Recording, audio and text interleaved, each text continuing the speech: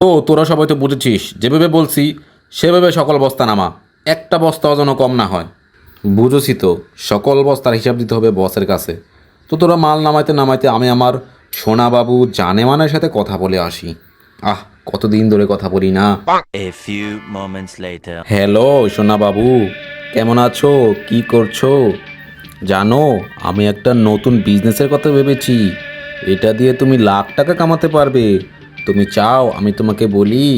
হ্যাঁ সোনা, বলো তাড়াতাড়ি।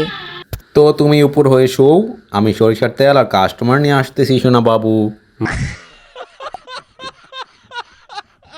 ভাই আপনি তো কঠিন নেবে বাইনজুত। এই বেটা লিডার, কই রে তুই? সোনাবাবু একটু পরে কথা কই, বস ডাকতেছে। হ্যাঁ বস, আইতেছি। A few moments later. কি করতেছিলি হ্যাঁ? আবার তুই কাজ জায়গা টাঙ্কি মারতেছিলি? শোন, একটা কথা কই, একটা বস্তাও যদি কম হয় তো তোর খবর আছে।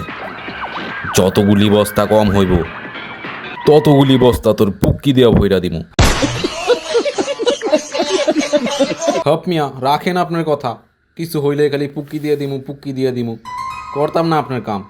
এক কাজ করেন, দেন এখনই সব বস্তা পুক্কি দিয়ে বইরা দেন।